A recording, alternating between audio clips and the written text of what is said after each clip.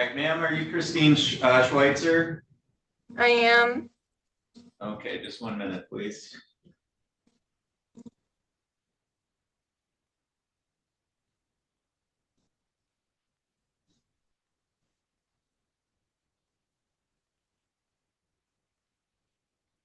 Okay, Mr. Truce, we're just waiting for Mr. McFalda to sign in, so if everybody can just hold on the line for a moment.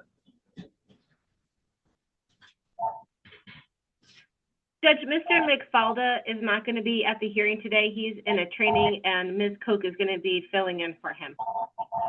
Okay, thank you. Yep.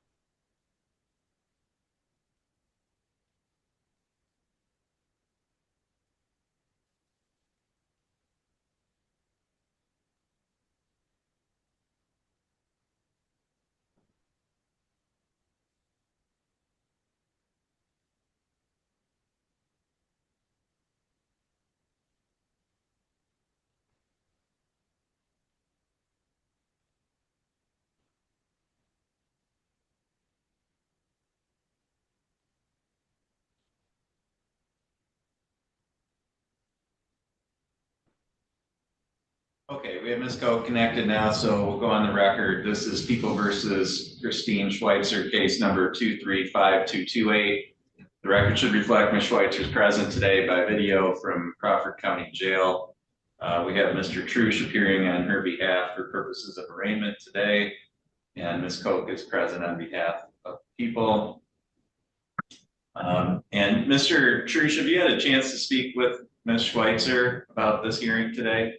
I did, Your Honor. I had a chance to go over the allegations with her. And I would indicate, I don't think much of this is a surprise since there was an arraignment that took place on Friday in the afternoon. During that arraignment, we were basically told that there was another violation that was coming down the pipe. So I had an opportunity to go over those with her. At this time, we'd waive a reading of those allegations. We would stand mute to the charges.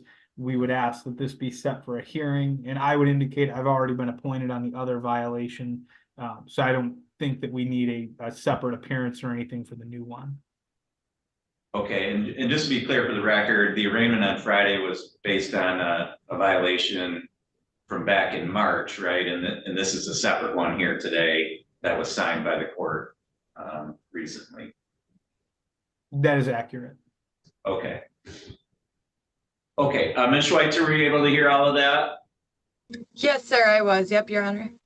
Okay, have you had adequate opportunity to speak with Mr. Truce prior to today's hearing? About this case, Right. this matter, no, but before the last court hearing that we were in recently, we talked before that, and then we just talked here just now before the court.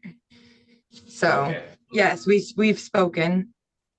But in terms of how you're going to proceed today, did you have a chance to talk to him about that? Yes, yep, we have, Your Okay. Honor. All right, so the court will enter a not guilty plea on Ms. Schweitzer's behalf. The court will set this for a hearing. And then with regard to bond, Mr. True, I'm sorry, Ms. Coke, do the people have any position regarding bond? And I spoke to Mr. McFalda. He's in training, so he's not present, but he asked for a $30,000 bond, indicated that he believes that she does not have a home. We've had issues in the past with her. There is a possession of meth case coming. She was found in a home with 2 meth pipes in it. And then there was an R&O. All right, thank you, Mr. Trush. And so, Your Honor, I would ask the court to consider a lesser bond than that. I would request that the court consider a $10,000 bond here. And here's the reason why. I mean, one, I think it's inaccurate to say that she doesn't have an address. She reports, and she reported on Friday, that she does have an address. She stays with her mother right now. That's here in Grayling at the International Stay Motel. She expects, if released, she will have her own room there, adjacent to her mother's room. So she does have an address. It is a local address. In addition to that, I think it's important for the court to understand the bond in the prior case was raised and set at 25,000 cash or surety on the basis of the new charges that were coming down. And I indicate that to the court because I think it would be, I think it's a little bit circular to say, well, we're going to set the bond in the other case higher because there's another set of violations coming down, and then to set the bond high in the new set of violations when we already knew about on Friday, and that was the basis for setting the other bond higher. I think a $10,000 bond, when coupled with the $25,000 bond, sets an adequate amount for what she is looking at here. And I think that's an appropriate amount given the circumstances. Okay, looking at the charges here, which do involve controlled substances, I mean, the underlying charges on this case, there's 2 counts of possession of controlled substances. The alleged violations in this case, which include 2 sets of violations, one from March and then one recently here at the end of May.